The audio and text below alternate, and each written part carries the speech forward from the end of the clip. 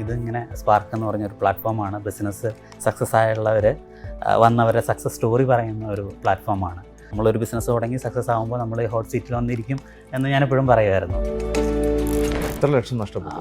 എനിക്ക് ഇൻട്രസ്റ്റ് ഉൾപ്പെടെ ഒരു 12 lakhs ലോസ് വന്നു. ഞങ്ങൾ ജോലി ചെയ്യുന്ന ഒരാളാണ്. 12 ലക്ഷം എന്നൊക്കെ പറഞ്ഞാൽ വലിയ ഭാരമാണ്. ആ എമൗണ്ട് നഷ്ടപ്പെട്ടതിൽ ഒരു തരി പോലും സങ്കടം എനിക്ക് വന്നിട്ടില്ല. കാരണം ദേവിക ഈ വീക്ക് വരെയാണ് ദേവികയുടെ ലാസ്റ്റ് ഡേറ്റ് ഇവിടെ വർക്ക് ചെയ്യുന്നത്. ഈ വീക്ക് ദേവിക ഇവിടുന്ന് റിലീവ് ചെയ്തോളൂ. അതെ പെട്ടെന്നാണ് പറയുന്നത്. കാരണം പ്രതീക്ഷിച്ചിട്ടുമില്ല. നമുക്കിപ്പോ ടോട്ടൽ ഒരു 18 സ്റ്റാഫാണ് ഉള്ളത്. താങ്കൾ ജോലി ചെയ്യുന്ന ഒരാളിന്ന് 18 പേർക്ക് തൊഴിൽ കൊടുക്കുന്ന രീതിയിലേക്ക് വളർന്നു കഴിഞ്ഞു. ഇനിയുള്ള 10 വർഷത്തിലോട്ടുള്ള പ്രൊജക്ഷൻ എടുക്കുകയാണെങ്കിൽ കറൻ്റ്ലി ഒരു 3.5 lakh നഴ്സസ് ആണ് അവിടെ വർക്ക് ചെയ്യുന്നത്. അത് ഇനി ഒരു 5.5 lakhs, ഒരു 2 lakhsോളം കൂടുതൽ നഴ്സസിന്റെ റിക്വയർമെന്റ് ആണ് 10 yearsലോട്ട് പ്രെഡിക്റ്റ് ചെയ്യുന്നത്. നല്ല പേര്, ഡെസ്മ ഇന്റർനാഷണൽ. അങ്ങനെ ഒരു പുതിയ സംരംഭകയ്ക്ക് തുടക്കം കുറിക്കുകയാണ് ഡെസ്മ.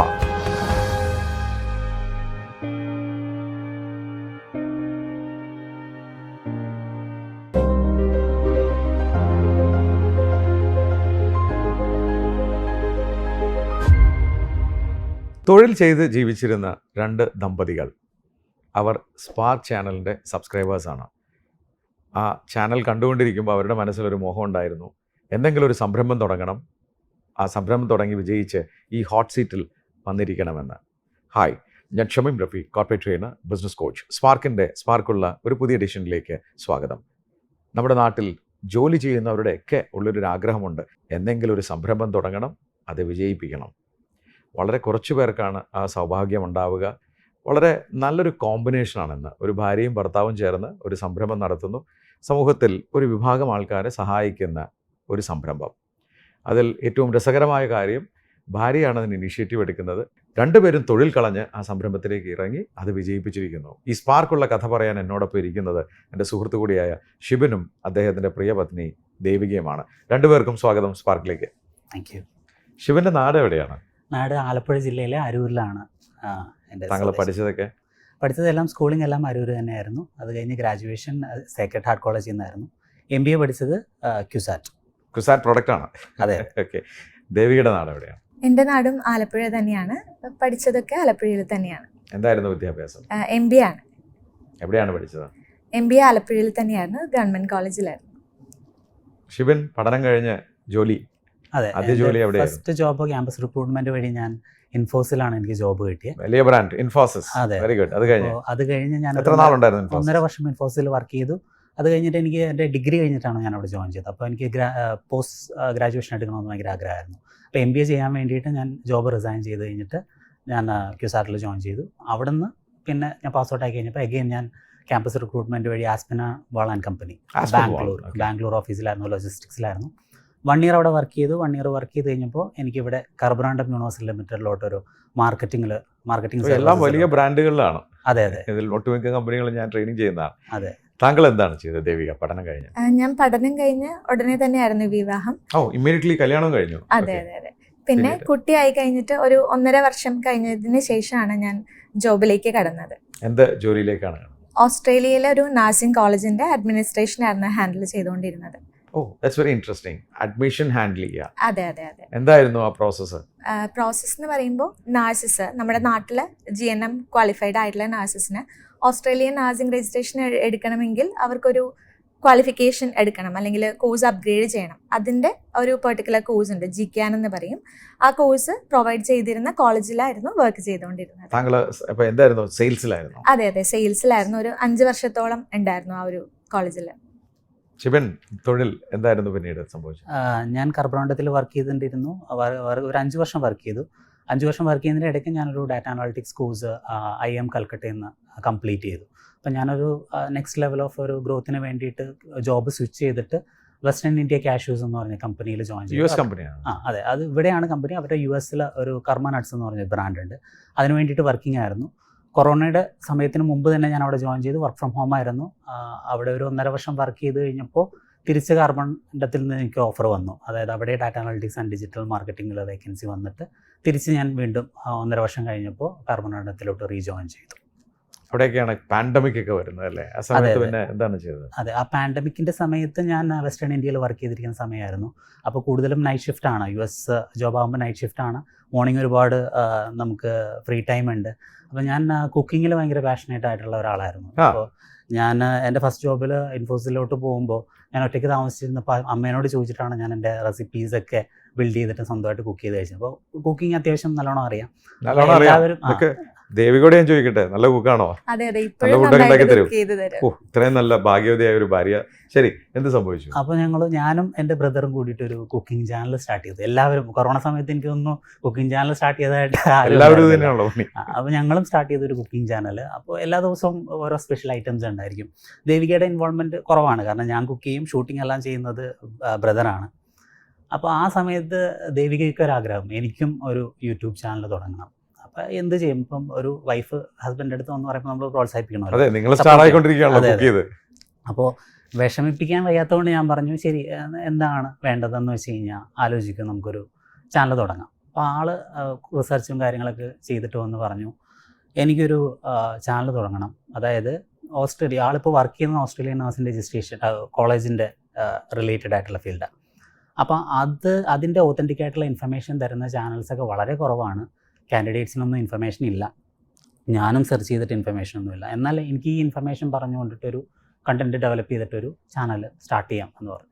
ഞങ്ങൾ ഒരുപാട് ആലോചിച്ചപ്പോൾ ഓക്കെ, അത് കൊള്ളാവുന്ന ഒരു ഇതാണ്. അങ്ങനെ പേരാലോചിച്ചു, എന്ത് പേരിടണം ചാനലിനെന്ന്. അപ്പോൾ ഓസ്ട്രേലിയയിലോട്ട് നഴ്സസിനെ മൈഗ്രേറ്റ് ചെയ്യാൻ ഹെൽപ്പ് ചെയ്യുന്ന ഒരു ചാനൽ.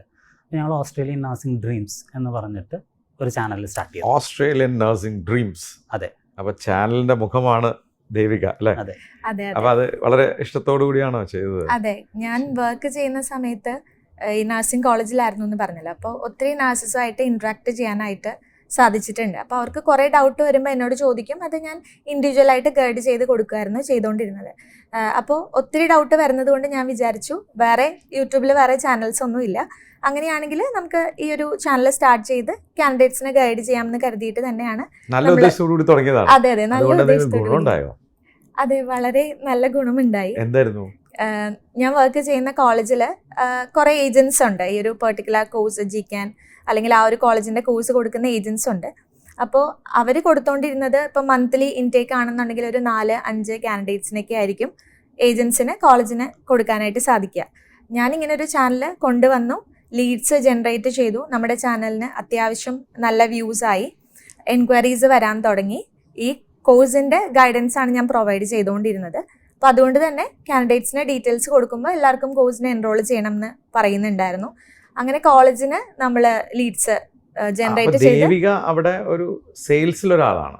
അതെ അതെ, നല്ലൊരു പെർഫോമർ കൂടിയാണ്. അതെ അതെ. അവിടെ കൂടാതെ ലീഡ്സ് കൂടുതൽ, പണ്ട് നേരത്തെ കമ്പനിയാണ് ലീഡ്സ് തന്നുകൊണ്ടിരുന്നത്, ഇത് താങ്കൾ തന്നെ ലീഡ് ജനറേറ്റ് ചെയ്യാൻ തുടങ്ങി. അതെ, ഫസ്റ്റ് ടൈമാണ് അവിടെ അങ്ങനെ ഒരു കാര്യം ഇൻട്രൊഡ്യൂസ് ചെയ്യുന്നത്. ഒരു സ്ഥാപനം staff. താങ്കളെ അതിനുവേണ്ടി റെക്കഗ്നീഷൻ തന്നോ? അതെ, റെക്കഗ്നിഷൻ തന്നു.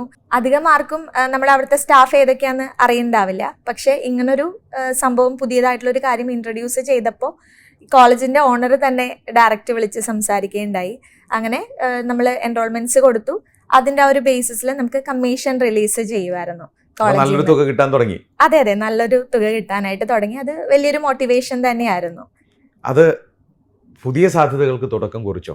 നമ്മൾക്ക് അങ്ങനെ കമ്മീഷൻ റിലീസ് ചെയ്യാനായിട്ട് തുടങ്ങി. ഈ ഒരു കമ്മീഷൻ കിട്ടി തുടങ്ങിയത് ഹസ്ബൻഡിന്റെ പേരിൽ, നമ്മൾ ഇപ്പോൾ ഒരു ഏജന്റ് പോലെ ആളുടെ പേരിൽ കമ്മീഷൻ അങ്ങനെയായിരുന്നു കോളേജ് റിലീസ് ചെയ്തുകൊണ്ടിരുന്നത്. അപ്പോൾ താങ്കൾക്ക് താങ്കളുടെ സാലറിയും കിട്ടും, ഇൻസെന്റീവ് കിട്ടും. പക്ഷെ താങ്കളുടെ എഫേർട്ട് കൊണ്ടുവരുന്ന ലീഡ്സ് ആയതുകൊണ്ട് ഒരു ഏജൻസി പോലെ ട്രീറ്റ് ചെയ്തുകൊണ്ടാണ് ട്രീറ്റ് ചെയ്തത്. അപ്പൊ ഷിബിനാണ് അതിന്റെ ഏജന്റ്. അതെ അതെ.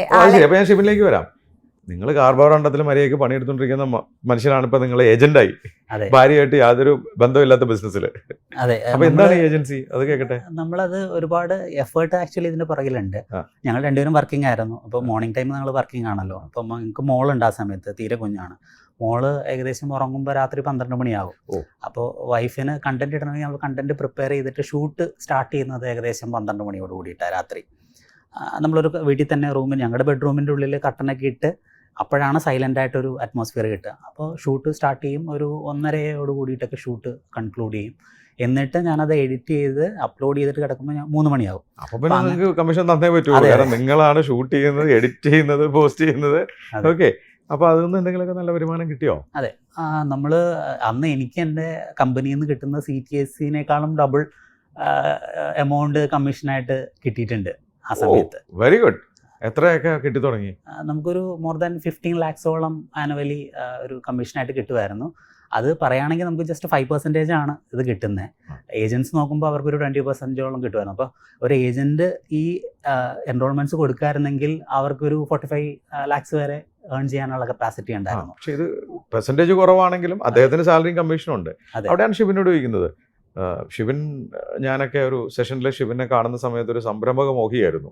അതെ, ഞാൻ ഈ പഠനത്തിൽ ഈ ജോലിയുടെ ഇടയിൽ എന്തെങ്കിലുമൊക്കെ ശ്രമിച്ചിട്ടുണ്ടോ? ഞാൻ എൻ്റെ ഫസ്റ്റ് 5 years പീരീഡ് കർബണഡത്തിൽ വർക്ക് ചെയ്യുമ്പോഴാണ് സാറിൻ്റെ പ്രോഗ്രാം KMAയിൽ വെച്ചിട്ട് അറ്റൻഡ് ചെയ്യുന്നത്. അപ്പോൾ ആ സമയത്താണ് ഒരു ബിസിനസ് സ്റ്റാർട്ട് ചെയ്യണം എന്നുള്ളൊരു മോഹം എൻ്റെ ഉള്ളിൽ അങ്ങനെ സ്റ്റാർട്ട് ചെയ്ത് വരുന്നത്. ഒരുപാട് ബിസിനസ്സസ് ട്രൈ ചെയ്തിട്ടുണ്ട്. ഞാൻ ഡിജിറ്റൽ മാർക്കറ്റിങ്ങിൽ വർക്ക് ചെയ്യുമ്പോൾ ഞാനൊരു ഡിജിബ്രാറ്റ്സ് എന്ന് പറഞ്ഞിട്ടൊരു ബ്രാൻഡ് ബിൽഡ് ചെയ്തിട്ടുണ്ട്. പക്ഷെ അതൊരു നെക്സ്റ്റ് ലെവലിലോട്ടുള്ള സ്കെയിലപ്പൊന്നും പറ്റിയിട്ടുണ്ടായിരുന്നില്ല. പിന്നെ അത് കഴിഞ്ഞിട്ട് ഡാറ്റ അനലിറ്റിക്സ് വർക്ക് ചെയ്യുമ്പോൾ ഒരു ശ്രീലങ്കൻ കമ്പനിക്ക് വേണ്ടിയിട്ട് ഒരു റിസർച്ച് കംപ്ലീറ്റ് ചെയ്ത് കൊടുത്തിട്ടുണ്ട്. അതും ഒരുപാട് കുറച്ച് ഏർണിങ്സൊക്കെ ഉണ്ടായിരുന്നെങ്കിലും ഒരു ബിസിനസ് എന്നുള്ള രീതിയിൽ ഡെവലപ്പ് ചെയ്യാനായിട്ട് എനിക്ക് പറ്റിയില്ല. ഒരു ടൈമും എഫേർട്ടൊക്കെ വേണ്ടി വരുന്ന കാര്യമായിരുന്നു. പിന്നെ ഒരു ട്രേഡിങ്ങിൻ്റെ ഒരു ഡീലർഷിപ്പിൻ്റെ സംഭവം സെറ്റ് ചെയ്തിട്ടുണ്ടായിരുന്നു. അത് ആ സമയത്ത് എൻ്റെ സാലറി വെച്ചിട്ട് പേഴ്സണൽ ലോൺ എടുത്ത് ഒരു 10 lakhsോളം പേഴ്സണൽ ലോൺ എടുത്തിട്ടാണ് ഞാനത് സ്റ്റാർട്ട് ചെയ്യുന്നത്. അതിൻ്റെ ഇൻട്രസ്റ്റ് ഉൾപ്പെടെ ഞാൻ ഏകദേശം ഒരു 12 lakhsോളം അടച്ചിട്ടുണ്ട്. പക്ഷെ അത് ഫുള്ള് ലോസ് ആയിരുന്നു, ടോട്ടൽ ലോസ് ആയിരുന്നു. അത് ആ സമയത്ത് കുറച്ച് ക്യാഷ് മാർക്കറ്റിൽ ബ്ലോക്കായി. നമ്മൾ സപ്ലൈ ചെയ്ത സാധനങ്ങളുടെ പേയ്മെൻറ്റ്സ് തരാതെ ഇരുന്നു. എത്ര ലക്ഷം നഷ്ടപ്പെട്ടു? എനിക്ക് ഇൻട്രസ്റ്റ് ഉൾപ്പെടെ ഒരു 12 lakhs ലോസ് വന്നു. ഞങ്ങൾ ജോലി ചെയ്യുന്ന ഒരാളാണ്. 12 ലക്ഷം എന്നൊക്കെ പറഞ്ഞാൽ വലിയ ഭാരമാണ്. അതെ, എൻ്റെ സാലറിയുടെ ഒരു 75% ആ EMI ആയിട്ട് പോകുന്ന സമയത്താണ് അത് പോയത്. പക്ഷേ ആ എമൗണ്ട് നഷ്ടപ്പെട്ടതിൽ എനിക്കൊരു തരി പോലും സങ്കടം എനിക്ക് വന്നിട്ടില്ല. കാരണം ഞാൻ MBA പഠിച്ചതിനേക്കാളും ബാക്കി ഏത് കോഴ്സ് ചെയ്തതിനേക്കാളും കൂടുതൽ എക്സ്പീരിയൻസ് എനിക്ക് കിട്ടിയത്. അതെ, ആ ഒരു കൊല്ലത്തെ എക്സ്പീരിയൻസ് വേറെ എവിടെ ചെന്നാലും കിട്ടില്ല. അപ്പോൾ അവിടെ നിന്നാണ് ഈ പറയുന്ന ഒരു ഇൻകം താങ്കൾക്ക് വന്നു തുടങ്ങിയത്. അതെ അല്ലേ? ഈ ഒരു ആക്ടിവിറ്റി എത്ര ഒക്കെ കിട്ടി തുടങ്ങി? നമുക്ക് പിന്നെ ചാനലിൽ നിന്ന് തന്നെ ചാനലിൻ്റെ മോണിറ്റൈസേഷൻ ഇല്ലെങ്കിലും ഈ ലീഡ്സ് കൺവേർട്ട് ചെയ്യുന്നതിലൂടെ മോർ ദാൻ 15 lakhs നമ്മൾ പെർ മന്ത് ഏൺ ചെയ്യാറ്. നന്നായിട്ട്. അപ്പോൾ രണ്ടുപേരും ചേർന്ന് ഒരു ജോലി ചെയ്താൽ കിട്ടാവുന്ന തുക ഇതിന്ന് കിട്ടാൻ തുടങ്ങിയിട്ടുണ്ട്. അതെ അതെ. ഞാൻ തിരിച്ച് ദേവികയിലോട്ട് വരാം. ദേവികയാണല്ലോ ഇതിന് തുടക്കം കുറിച്ചത് അല്ലേ? ഇങ്ങനെ കുക്കിംഗ് ഷോ ഒക്കെ കാണിച്ചുകൊണ്ടിരിക്കുകയായിരുന്നു. താങ്കൾ കറക്റ്റായിട്ട് ഒരു ഐഡൻറ്റിഫൈ ചെയ്തു, ഒരു നീഡ് ഐഡൻറ്റിഫൈ ചെയ്തു, അത് റവന്യൂ ആയിട്ട് കൺവേർട്ട് ചെയ്തു. തൊഴിൽ എങ്ങനെ പോയി പിന്നീട്? അങ്ങനെ ഇത്രയും റവന്യൂ ഒക്കെ കിട്ടിക്കൊണ്ടിരിക്കുന്ന ടൈമിൽ തന്നെ കൂടെ വർക്ക് ചെയ്യുന്ന സ്റ്റാഫിന് കുറച്ച് ഈഗോ ഒക്കെ ജനറേറ്റ് ചെയ്ത് തുടങ്ങി. അങ്ങനെ പണം കൂടുതലിട്ട് കാണല്ലോ. അതെ അതെ അതെ, എന്തായാലും മറ്റുള്ളവർക്ക് ചെറിയ രീതിയിൽ ബുദ്ധിമുട്ടുകൾ ഉണ്ടാക്കും. അങ്ങനെ ഈ ഒരു പെർട്ടിക്കുലർ കോഴ്സ് ഹാൻഡിൽ ചെയ്തുകൊണ്ടിരുന്ന എന്നെ ഞാനുമായിട്ട് ബന്ധമില്ലാത്ത വേറൊരു കോഴ്സിൻ്റെ TL ആക്കി എന്നെ അപ്പോയിൻറ്റ് ചെയ്തു. അങ്ങനെ അത് പ്രോസസ്സ് ചെയ്തുകൊണ്ടിരിക്കുന്ന സമയത്ത് ഈ ലീഡ്സ്, നമ്മുടെ യൂട്യൂബിൽ നിന്ന് വരുന്ന ലീഡ്സൊക്കെ ബാക്കിയുള്ള ടീമിന് കൊടുക്കാനായിട്ട് പറഞ്ഞു. അവർ ഡീല് ചെയ്യുമെന്ന് പറഞ്ഞു. അങ്ങനെ എനിക്ക് ഫുൾ ലീഡ്സ് അവർക്ക് ഹാൻഡ് ഓവർ ചെയ്യേണ്ടി വന്നു. എന്നിരുന്നാലും ഞാനത് കണ്ടിന്യൂ ചെയ്ത് പോകുമായിരുന്നു. അതിൻ്റെ ഇടയ്ക്ക് ഒരു ബെറ്റർ ഓപ്പർച്യൂണിറ്റി കിട്ടി. സോ ഞാനത് കമ്പനീനെ ഇൻഫോം ചെയ്തു, എനിക്കൊരു വേറൊരു നല്ലൊരു ഓപ്ഷൻ വന്നിട്ടുണ്ട്. അത് പക്ഷേ വർക്ക് ഫ്രം ഹോം ആയിരുന്നു. അത് പറഞ്ഞപ്പോൾ അവരെന്നെ നല്ല രീതിയിൽ സപ്പോർട്ട് ചെയ്തു. അവർ പറഞ്ഞു, ദേവിക റിസൈൻ ചെയ്യേണ്ട, ആ ജോബ് വർക്ക് ഫ്രം ഹോം ആണ്, നൈറ്റ് ആണ്, സോ അത് ഹാൻഡിൽ ചെയ്യുക. അതിൻ്റെ ഒപ്പം നമ്മുടെ ഇവിടുന്ന് ദേവികനെ റിലീവ് ചെയ്യാനായിട്ട് താല്പര്യമില്ല. സോ ഇത് രണ്ടും ഒരുമിച്ച് ഹാൻഡിൽ ചെയ്ത് പോവാം എന്നുള്ള രീതിയിലായിരുന്നു കമ്മ്യൂണിക്കേഷൻ. അങ്ങനെ ആ ഒരു ഇതിൽ കണ്ടിന്യൂ ചെയ്യുന്ന ടൈമിൽ പെട്ടെന്നൊരു ദിവസം എൻ്റെ മെയിൻ ഹെഡ് എന്നെ ക്യാബിനിലേക്ക് വിളിച്ചിട്ട് പറയാണ്, ദേവിക ഈ വീക്ക് വരെയാണ് ദേവികയുടെ ലാസ്റ്റ് ഡേറ്റ് ഇവിടെ വർക്ക് ചെയ്യുന്നത്. ഈ വീക്ക് ദേവിക ഇവിടുന്ന് റിലീവ് ചെയ്തോളൂ. അതെ അതെ, പെട്ടെന്നാണ് പറയുന്നത്. കാരണം പ്രതീക്ഷിച്ചിട്ടുമില്ല, അൺഎക്സ്പെക്റ്റഡ് ആയിരുന്നു. ഞാൻ ഒരിക്കലും വിചാരിച്ചിട്ടില്ല. ഞാൻ ഈ 5 വർഷം വർക്ക് ചെയ്തത് മാത്രമല്ല, അത്രയും ഡെഡിക്കേഷനോട് കൂടിയിട്ടാണ് വർക്ക് ചെയ്തത്. അപ്പോൾ അവിടെ വേറെ ആളും ഇൻട്രൊഡ്യൂസ് ചെയ്യാത്തൊരു കാര്യമാണ് ഞാൻ ഇൻട്രൊഡ്യൂസ് ചെയ്തത്. അത് അവിടെ വലിയൊരു ടോക്ക് തന്നെ ഉണ്ടാക്കിയിട്ടുണ്ട് കമ്പനിയുടെ ഇടയിൽ. പലരും അത് പിന്നെ അപ്രിഷ്യേറ്റ് ചെയ്തിട്ടുണ്ട്. അപ്പോൾ അതിൻ്റെ ഇടയ്ക്ക് ഇങ്ങനൊരു റിയാക്ഷൻ ഞാൻ ഒരിക്കലും എക്സ്പെക്റ്റ് ചെയ്തിരുന്നില്ല. അതെന്നെ വളരെയധികം അഫക്റ്റ് ചെയ്തു. പെട്ടെന്നൊരു ദിവസം വന്നിട്ട് പറയാണ്, ഇത്രയും നന്നായിട്ട് പെർഫോം ചെയ്യുന്ന ഒരാൾ ഇനി മുതൽ ഇവിടെ കണ്ടിന്യൂ ചെയ്യേണ്ടെന്ന് പറയാണ്. ഞാൻ ഷിബിനോട് ചോദിക്കുന്നത്, ഭാര്യ ഒരു സ്റ്റാർ പെർഫോമറാണ്. കൂടാതെ ആ സ്ഥാപനത്തെ വളർത്താനായി സ്വയം ഇനീഷ്യേറ്റീവ് എടുത്ത് ലീഡ് ജനറേറ്റ് ചെയ്ത് ഇൻകത്തിൻ്റെ കാര്യം ഇവിടെ, അത് എത്രത്തോളം അദ്ദേഹത്തെ എഫക്റ്റ് ചെയ്തു? താങ്കളാണ് ഹസ്ബൻഡ്. ജോബിൽ നിന്ന് റിസൈൻ ചെയ്ത് അല്ലെങ്കിൽ അവിടെ നിന്ന് റിലീവ് ചെയ്യാൻ പറഞ്ഞിട്ട് വീട്ടിൽ വന്ന് ഒരു 2 ആഴ്ചത്തോളം ആൾ ഡൗൺ ആയിരുന്നു. ഞാൻ ഓഫീസിൽ പോയിട്ട് തിരിച്ചു വരുമ്പോൾ ഫുൾ ടൈം കിടപ്പാണ്, കരച്ചിലാണ്. എന്തെങ്കിലും പറഞ്ഞു കഴിഞ്ഞാൽ ആൾ ഇമോഷണലി ഭയങ്കര ഇതാവും. ഞാൻ മാക്സിമം മോട്ടിവേറ്റ് ചെയ്യാൻ നോക്കി വേറെ ജോബ് നോക്കാം, വേറെ ജോബ് കിട്ടാണ്ടിരിക്കേണ്ട ഒരാവശ്യമില്ല. ആൾ വളരെ നല്ല പെർഫോമറാണ്, ഒരുപാട് ഓപ്പർച്യൂണിറ്റീസ് അവൈലബിൾ ആണ്.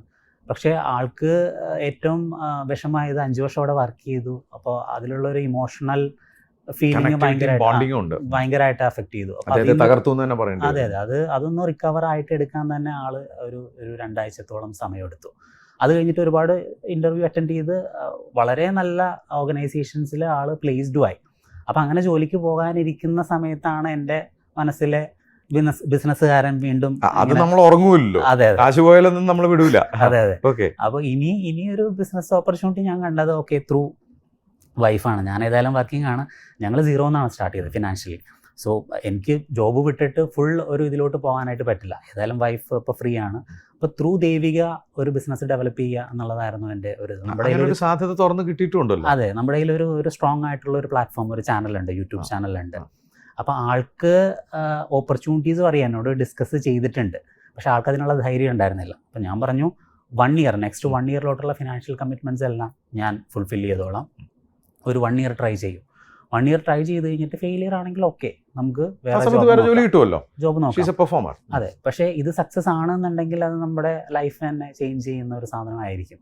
സോ നമുക്ക് സ്വന്തമായിട്ട് തന്നെ ബിസിനസ്സിലോട്ട് ഇറങ്ങാം എന്ന് പറഞ്ഞിട്ട് ഞാനാണ് ആ ധൈര്യം കൊടുത്തത്. അതെ, പേരിട്ടു. നമ്മുടെ ഇതിൻ്റെ ചാനലിൻ്റെ പേര് ഓസ്ട്രേലിയൻ നഴ്സ് ഇൻ ഡ്രീംസ് എന്നായിരുന്നു. അതിലൊരു പേഴ്സണൽ ബ്രാൻഡ് ക്രിയേറ്റ് ആയിട്ട് വന്നിട്ടുണ്ട്. ദേവിക എസ് മദൻ എന്നാണ് അതിൻ്റെ അവതാരിക. ആ സബ്ജക്റ്റ് എക്സ്പേർട്ടും ദേവിക തന്നെയാണ്. അപ്പോൾ ദേവികയുടെ പേര് ഷോർട്ടാക്കി ദേവികയുടെ DE, ദേവിക എസ് മദൻ്റെ S, മദനൻ്റെ MA, അപ്പോൾ ഡെസ്മ എന്നാക്കിയിട്ട് ഡെസ്മ ഇന്റർനാഷണൽ. നല്ല പേര്, ഡെസ്മ ഇന്റർനാഷണൽ. ഒരു പുതിയ സംരംഭകയ്ക്ക് തുടക്കം കുറിക്കുകയാണ് ഡെസ്മ. ദേവിക, ഡെസ്മയുടെ തുടക്കം. അപ്പോൾ വീണ്ടും യൂട്യൂബ് ചാനൽ തന്നെ പിടിച്ചു. അതെ, എന്താണ് ബിസിനസ് മോഡൽ? നമ്മൾ അതിലേക്ക് വരാനുള്ള റീസൺ, ഡീറ്റെയിൽസ് കൊടുക്കുമ്പോൾ ഈ കാൻഡിഡേറ്റ്സ് തന്നെ കോഴ്സ് കംപ്ലീറ്റ് ചെയ്ത് കഴിഞ്ഞാൽ അവരുടെ പേപ്പർ വർക്ക് എവിടെ ചെയ്യണം എന്നുള്ളതിൻ്റെ ഒരു സജഷൻ എന്നോട് ചോദിക്കുമായിരുന്നു. അവർ തന്നെ പറയുമായിരുന്നു, ദേവിക ചെയ്യുകയാണെന്നുണ്ടെങ്കിൽ ഞങ്ങൾക്ക് ധൈര്യമായിട്ട് ഏൽപ്പിക്കാം എന്ന് പറയുമായിരുന്നു. അതെ, ഓസ്ട്രേലിയ ന്യൂസിലാൻഡ് നഴ്സിംഗ് രജിസ്ട്രേഷൻ ചെയ്യാൻ വേണ്ടിയിട്ടാണ് ചില കോഴ്സസ് ചെയ്യുന്നത്. അതിൻ്റെ ഒരു പേപ്പർ വർക്ക് ഉണ്ട്. ആ ഒരു പേപ്പർ വർക്ക് ചെയ്യാനായിട്ടായിരുന്നു അവരെന്നെ സമീപിച്ചത്. അങ്ങനെ വീട്ടിലിരുന്ന് തന്നെ ഫസ്റ്റ് നമ്മളത് സ്റ്റാർട്ട് ചെയ്തു. പ്രൊപ്രൈറ്ററിഷിപ്പ് തുടങ്ങി. ആദ്യത്തെ ഒരു മാസം നമുക്കൊരു 3 എൻറോൾമെന്റ്സ് ആണ് വന്നത് കാൻഡിഡേറ്റ്സ്. അപ്പോൾ എൻറോൾമെന്റ് എല്ലാം യൂട്യൂബിൽ നിന്ന് തന്നെ കിട്ടുന്ന റെഫറൻസ് വഴി വരുന്നതാണ്. അതെ, എല്ലാം 3 പേര് വീട്ടിലിരുന്ന് വന്നു. അപ്പോൾ ഇത് രജിസ്ട്രേഷൻ. അപ്പോൾ എന്താണ് ഈ രജിസ്ട്രേഷൻ? ഓസ്ട്രേലിയയിൽ വർക്ക് ചെയ്യണമെങ്കിൽ അവിടുത്തെ നഴ്സിംഗ് രജിസ്ട്രേഷൻ കംപ്ലീറ്റ് ചെയ്തിരിക്കണം. ഇപ്പോൾ നമ്മുടെ ഇവിടെ നാട്ടിൽ ഇന്ത്യയിൽ വർക്ക് ചെയ്യുന്ന നഴ്സ് ആണെങ്കിൽ അവർക്കൊരു ഏത് സ്റ്റേറ്റിലാണോ വർക്ക് ചെയ്യുന്നത് അവിടുന്ന് ഒരു ലൈസൻസ് വേണ്ടതുണ്ട്. അതുപോലെ തന്നെ ഓസ്ട്രേലിയക്ക് ഒരു കോമൺ ലൈസൻസ് അതോറിറ്റിയാണ്, അതിനെ ആപ്ര നഴ്സിംഗ് രജിസ്ട്രേഷൻ എന്നാണ് പറയുന്നത്.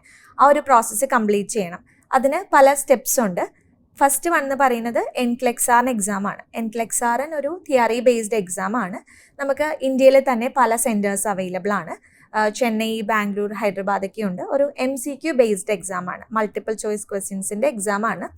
ഈ എക്സാം അറ്റൻഡ് ചെയ്യണമെങ്കിൽ ഒരു കോച്ചിങ് എടുക്കുന്നത് ബെറ്റർ ആയിരിക്കും. കാരണം ഈ നഴ്സിംഗ് ക്വാളിഫിക്കേഷൻ കംപ്ലീറ്റ് ചെയ്തത് കുറച്ച് വർഷങ്ങൾക്ക് മുമ്പായിരിക്കണം മിക്ക നഴ്സസും. അപ്പോൾ അവരുടെ ആ ഒരു തിയറി ടച്ച് പോയിട്ടുണ്ടാവും. അപ്പോൾ കോച്ചിങ് എടുത്താൽ പ്രോപ്പറായിട്ട് അവർക്ക് ക്ലിയർ ചെയ്യാനായിട്ട് സാധിക്കും. ഫസ്റ്റ് സ്റ്റെപ്പ് ഈ കോച്ചിങ് എടുക്കുന്നതാണ്. അല്ല, ഫസ്റ്റ് സ്റ്റെപ്പ് എന്ന് പറയുന്നത് നമ്മൾ പേപ്പർ വർക്ക് സ്റ്റാർട്ട് ചെയ്യാന്നുള്ളതാണ്. ഈ പേപ്പർ വർക്ക് സ്റ്റാർട്ട് ചെയ്തിട്ട് ഒരു ഡിസിഷൻ ലെറ്റർ വേണം. ആ ഡിസിഷൻ ലെറ്റർ ഉണ്ടെങ്കിൽ മാത്രമാണ് ഇവർക്ക് എക്സാമിലേക്ക് അറ്റൻഡ് ചെയ്യാനായിട്ട് സാധിക്കുള്ളൂ. അതിന്റെ കൂടെ തന്നെ നമ്മൾ കോച്ചിങ്ങിന്റെ ഗൈഡൻസും കൊടുക്കുന്നുണ്ട്. അടുത്ത സ്റ്റെപ്പ്, ഇന്ത്യയിലെ നമ്പർ 1 NCLEX-RN കോച്ചിങ് സെന്റർ ആണ് പിന്നെ ഡെസ്മ സജസ്റ്റ് ചെയ്യുന്നത്. അവരുടെ പേപ്പർ വർക്കും ഡെസ്മ തന്നെയാണ് ചെയ്യുന്നത്. അങ്ങനെ ഈ ഒരു ഫസ്റ്റ് സ്റ്റെപ്പ് കംപ്ലീറ്റ് ചെയ്ത് കഴിഞ്ഞിട്ട് സെക്കൻഡ് സ്റ്റെപ്പ് OSCE എന്ന് പറയുന്ന എക്സാം ആണ്. അത് ഒബ്ജക്റ്റീവ് സ്ട്രക്ചേർഡ് ക്ലിനിക്കൽ എക്സാമിനേഷൻ. ഓസ്ട്രേലിയയിൽ പ്രാക്ടിക്കൽ പോയി ചെയ്ത് ക്ലിയർ ചെയ്യേണ്ട ഒരു എക്സാം ആണ്. 2 സെൻറ്റേഴ്സ് ആണുള്ളത് OSCEക്ക്. ഒന്ന് മെൽബണിലും രണ്ടാമത്തേത് അഡലൈഡിലും. സോ ഇവിടെ ഏത് സെൻറ്റർ ആണോ കിട്ടുക എന്നുള്ളത് ആപ്രയാണ് ഡിസൈഡ് ചെയ്യുന്നത്. കാൻഡിഡേറ്റിന് ഒരു സെൻറ്റർ അലോട്ട് ചെയ്ത് കൊടുക്കുന്നത് ആപ്രയാണ്. അവിടെ പോകണമെങ്കിൽ വാലിഡ് വിസ വേണം. വിസിറ്റർ വിസ അപ്ലൈ ചെയ്തിട്ട് വേണം OSCE എക്സാം അറ്റൻഡ് അപ്പൊ ചെയ്യാനായിട്ട്. ഇവിടെയല്ല, നമ്മൾ അവിടെ ഓസ്ട്രേലിയയിൽ പോയി എഴുതണം അത്. അതെ, രണ്ടാമത്തെ എക്സാം ഓസ്ട്രേലിയയിൽ അത് പോയിട്ട് പാസ്സായി കഴിഞ്ഞാൽ പിന്നെ അത് പാസ്സായി കഴിഞ്ഞാൽ ലാസ്റ്റ് സ്റ്റെപ്പ് ലാംഗ്വേജ് റിക്വയർമെന്റ് ആണ്. ചില കാൻഡിഡേറ്റ്സ് ആദ്യം എഴുതി വെക്കാറുണ്ട്. അപ്പൊ ഇതിന്റെ ഒരു ടെസ്റ്റ് വാലിഡിറ്റി ഉണ്ട്, 2 years ആണ്. അപ്പം നേരത്തെ നമ്മൾ അറ്റൻഡ് ചെയ്യാനായിട്ട് റെക്കമെൻഡ് ചെയ്യാറില്ല. ലാസ്റ്റ് സ്റ്റേജിൽ മാത്രമാണ് ഇതിന്റെ ആവശ്യമുള്ളൂ. ലാസ്റ്റ് സ്റ്റേജിൽ ലാംഗ്വേജ് റിക്വയർമെന്റ് മീറ്റ് ചെയ്ത് കഴിഞ്ഞാൽ ലൈസൻസ് IELTS OET അത് തന്നെയാണോ? അതെ, IELTS OET PT ഈ 3 എക്സാംസ് ആണ് കൂടുതലും നഴ്സസ് അറ്റൻഡ് ചെയ്യുന്നത്. അത് കഴിഞ്ഞാൽ അവർക്ക് അവിടെ ജോലി കിട്ടും. അത് കഴിഞ്ഞാൽ നമ്മൾ ജോബിന് ഇവിടുന്ന് ഡയറക്റ്റ് അപ്ലൈ ദേവിക, ചെയ്തു. എനിക്ക് പറഞ്ഞത് മനസ്സിലായത് നമ്മുടെ പ്രേക്ഷകർക്ക് വേണ്ടിയിട്ട് ഒരു രാത്രി കൊണ്ടോ ഒരു 2 ആഴ്ച കൊണ്ടോ ഒരു മാസം കൊണ്ടോ തീരുന്ന പ്രോസസ്സ് അല്ല ഈ ഓസ്ട്രേലിയ ന്യൂസിലൻഡ് വിസ പ്രോസസ് എന്ന് പറയുന്നത്. അല്ല, ഈ നഴ്സിംഗ് രജിസ്ട്രേഷൻ എന്ന് പറയുന്ന ഒരു ജേർണി എന്ന് പറയുമ്പോൾ ഒരു 1 year മിനിമം ടൈം എടുക്കുന്ന ഒരു പ്രോസസ്സാണ്. ഓരോ കാൻഡിഡേറ്റ് ആണ് ഡിസൈഡ് ചെയ്യുന്നത്. എക്സ്പെൻസീവും ആണ്. കാൻഡിഡേറ്റ് ആണ് ഡിസൈഡ് ചെയ്യേണ്ടത് എപ്പോൾ അറ്റൻഡ് ചെയ്യണം എക്സാം, എത്ര ടൈം ഫ്രെയിമിനുള്ളിൽ കംപ്ലീറ്റ് ചെയ്യണം എന്നുള്ളത്. നമ്മുടെ സൈഡിൽ നിന്ന് വേറെ ഡിലേയോ കാര്യങ്ങളോ ഉണ്ടാവില്ല. കാൻഡിഡേറ്റ് പറയുന്ന അനുസരിച്ച് ഡേറ്റ് കാര്യങ്ങളാണ് നമ്മൾ എടുത്തു കൊടുക്കുക. ഈ ഒരു കോസ്റ്റ്, ടോട്ടൽ കോസ്റ്റ് ഒരു 8 to 8.5 lakhs ആണ് വരുന്നതെങ്കിലും അവിടുത്തെ ആനുവൽ സാലറി എന്ന് പറയുന്നത് ബേസിക് സാലറി ഒരു 45 lakhs ആണ് ഓസ്ട്രേലിയയിൽ. അതെ, 45 ലക്ഷമാണ് പെർ ആനം വരുന്നത്. അപ്പോൾ ഈ ഒരു കോസ്റ്റ് 8-8.5 ലക്ഷം രൂപ രജിസ്ട്രേഷന് വേണ്ടിയിട്ട് വരുന്ന കോസ്റ്റ് അവരുടെ ഒരു 2 മാസത്തെ സാലറി കൊണ്ട് തന്നെ അവർക്ക് തിരിച്ചെടുക്കാൻ പറ്റും. ശരിക്കും അത് മാത്രമല്ല, അവിടെ PR-നുള്ള സാധ്യതയുണ്ടോ? അതെ, ഓസ്ട്രേലിയ എന്ന് പറയുമ്പോൾ PR ഫ്രണ്ട്ലി കൺട്രി ആണ്. അത് എല്ലാ പ്രൊഫഷനും അല്ല. നഴ്സസ് എന്ന് പറയുമ്പോൾ സ്കിൽഡ് ഷോർട്ടേജ് ലിസ്റ്റിലുള്ള സെറ്റിൽഡ് ആക്കാൻ പറ്റുന്ന ഒരു രാജ്യമാണ് ഓസ്ട്രേലിയ. അതെ, നഴ്സസിന് മെയിൻ ആയിട്ട് സെറ്റിൽ ചെയ്യാൻ പറ്റുന്ന രാജ്യമാണ് ഓസ്ട്രേലിയ. സാലറി വൈസ് ആണെങ്കിലും ബാക്കി എന്ത് കാര്യങ്ങളും ആ മേഖലയിലേക്കാണ് താങ്കൾ തുടക്കം കുറിച്ചത്. അതെ. പക്ഷെ താങ്കൾ നേരത്തെ ചെയ്തിരുന്നത് അഡ്മിഷൻ എടുക്കുക, ഇതിന്റെ ഒരു പ്രോസസ്സായ കോളേജിൽ പഠിപ്പിക്കുന്ന അഡ്മിഷൻ കൊടുക്കുക എന്ന് മാത്രമായിരുന്നു. ഇത് കുറച്ചുകൂടെ വിശാലമായ പ്രൊഫഷനാണ്. ഇത് നന്നായി നഴ്സസിനെ ഹാൻഡ് ഹോൾഡ് ചെയ്ത് ഗൈഡ് ചെയ്ത് 1.5 വർഷം അവരെ നമ്മൾ കൈപിടിച്ച് കൊണ്ട് നടന്ന് അവിടെ കൊണ്ട് ആക്കി കൊടുക്കുന്ന ഒരു പ്രോസസ്സാണ്. അതിലേക്കാണ് ആദ്യം 3 സ്റ്റുഡൻസ് വന്ന് കയറിയത്.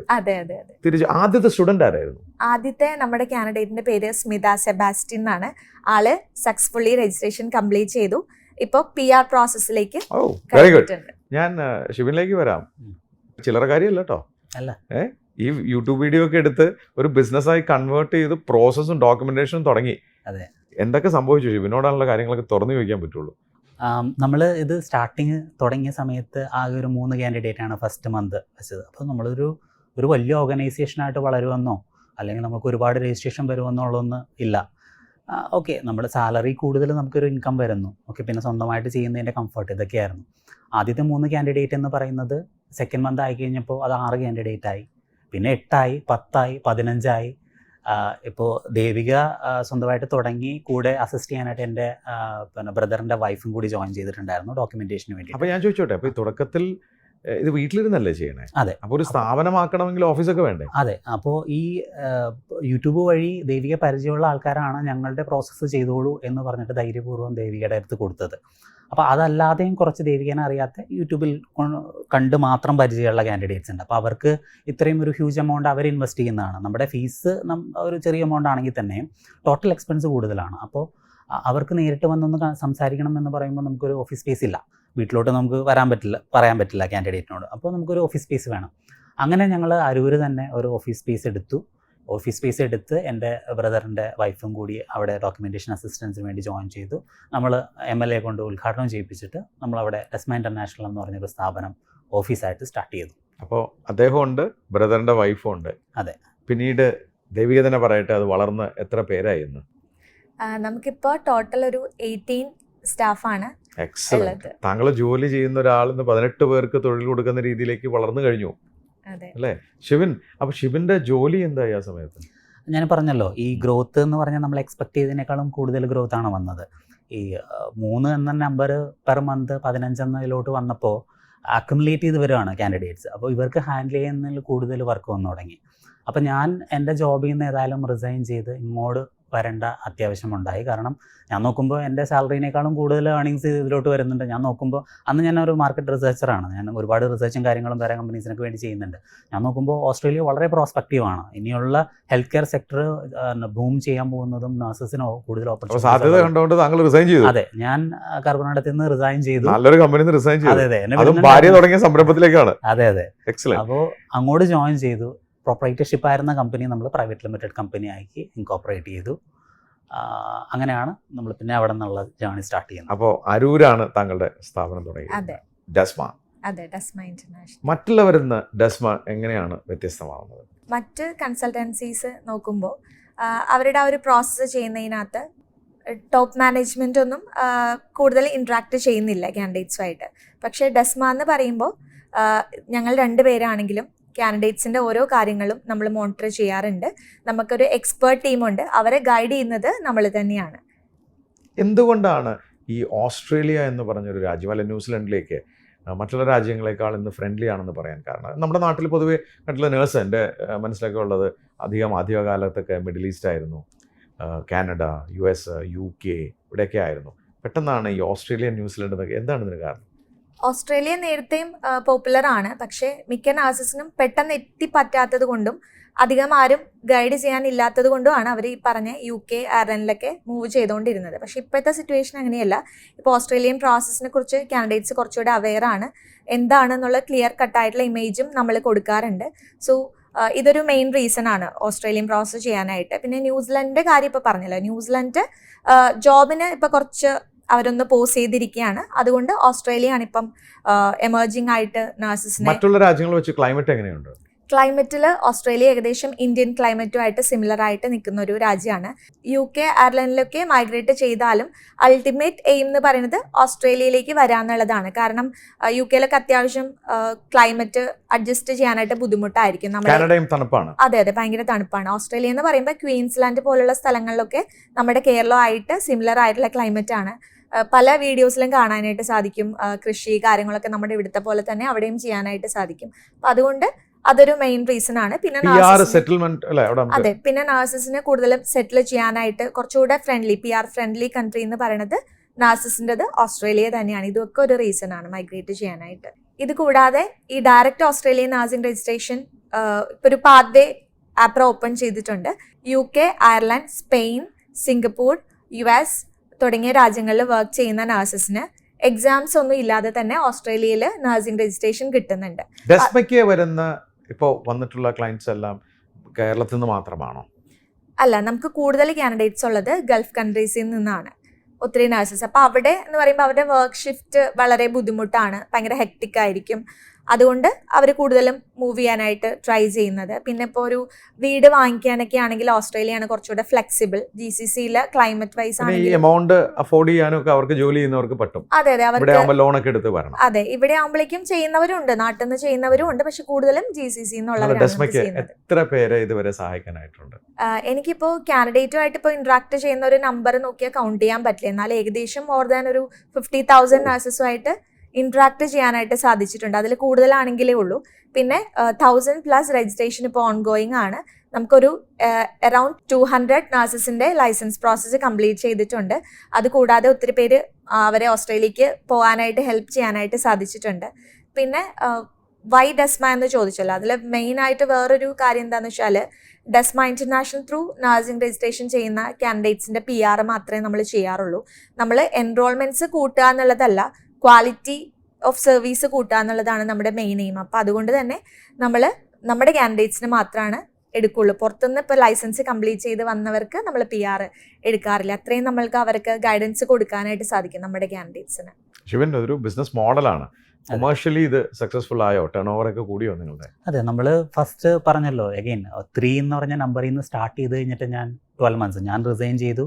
ഞാൻ ഡെസ്മയിൽ വന്നു കഴിഞ്ഞിട്ട് 12 monthsൻ്റെ കണക്ക് ഞാൻ എടുക്കുമ്പോൾ നമ്മൾ 1.25 crore ക്രോസ് ചെയ്തു ഫസ്റ്റ് 12 monthsൽ തന്നെ. ഇപ്പോൾ നമ്മൾ നിൽക്കുന്നത് നമ്മളുടെ ക്വാർട്ടർലി ടേൺ ഓവർ അനുവലൈസ് ചെയ്ത് നോക്കിക്കഴിഞ്ഞാൽ നമ്മളൊരു 3.5 crores ആണ് റവന്യൂ ചുരുങ്ങിയ കാലഘട്ടം. അതെ.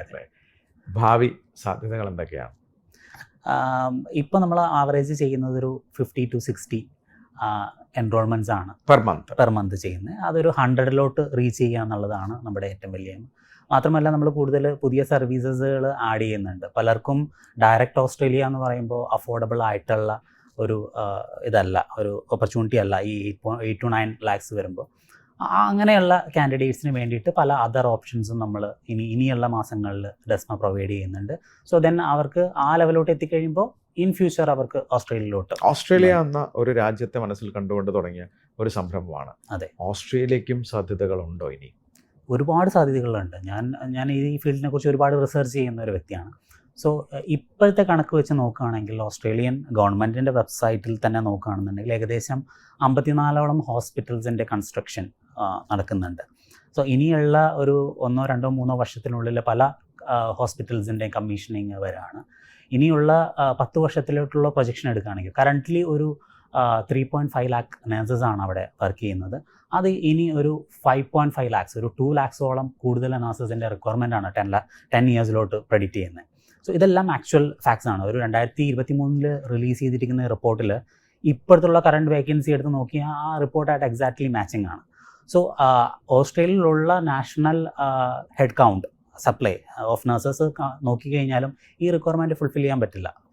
സോ ഇൻ്റർനാഷണലി ക്വാളിഫൈഡ് ആയിട്ടുള്ള നഴ്സസിനെ പുറത്തുനിന്ന് കൊണ്ടുവരിക എന്നുള്ളത് മസ്റ്റാണ്. വലിയ സാധ്യതകൾ തുറന്നിട്ടുണ്ട്. അതെ. അപ്പോൾ നമ്മുടെ നഴ്സുമാർക്കൊക്കെ സന്തോഷിക്കാം. കാരണം ഏകദേശം 1.5-2 ലക്ഷം വേക്കൻസീസ് അവിടെ അടുത്ത വർഷങ്ങളിൽ ഉരുത്തിരിഞ്ഞ് വരികയാണ്. അതെ. അതിനെ സഹായിക്കാൻ നിങ്ങളുമുണ്ട്.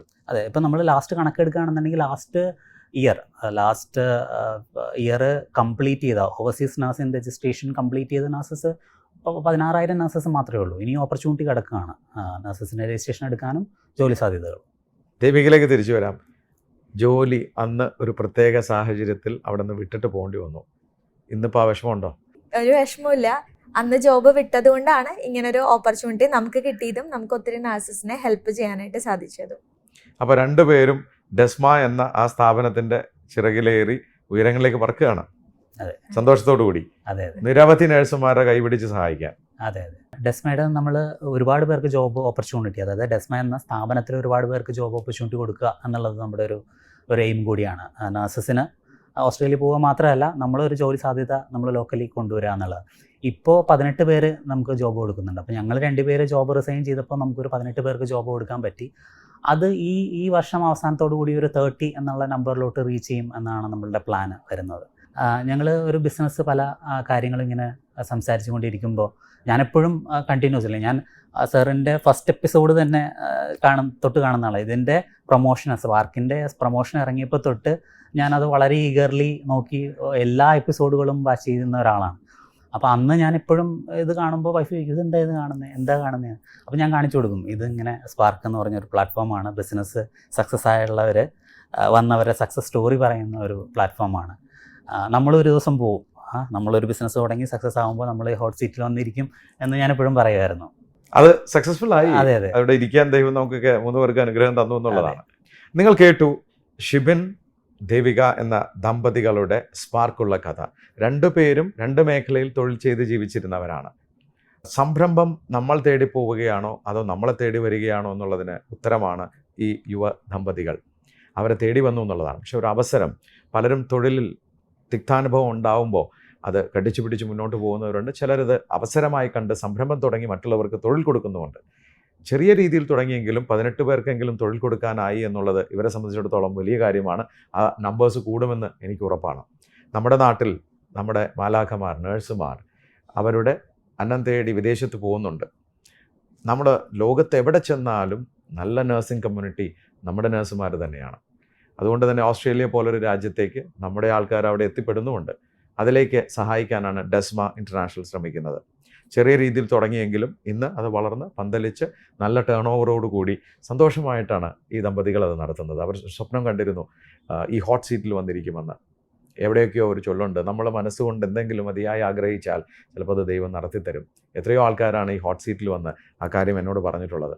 നമ്മുടെ നാട്ടിൽ സംരംഭങ്ങൾ ഉണ്ടാവണമെങ്കിൽ അവസരമാണെന്ന് തിരിച്ചറിഞ്ഞ് അതിന് റിസ്ക് എടുത്ത് ഇറങ്ങി പുറപ്പെടാൻ നമ്മൾ തയ്യാറാവണം.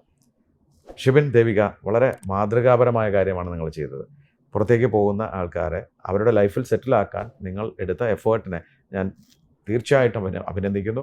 അതോടൊപ്പം തന്നെ നിങ്ങൾ പല സാക്രിഫൈസും ചെയ്താണ് ഇവിടം വരെ എത്തിയത്. ഇന്ന് നിങ്ങളുടെ ഈ സംരംഭം വളർന്ന് വലുതാവുമെന്ന് അറിഞ്ഞാൽ ഞാൻ അതിയായി ആഗ്രഹിക്കുന്നു. അതോടൊപ്പം തന്നെ എൻ്റെ വ്യക്തിപരമായ പേരിലും സ്പാർക്കിൽ എൻ്റെ എല്ലാ പ്രേക്ഷകരുടെ പേരിലും എല്ലാ ആശംസകളും. Thank you.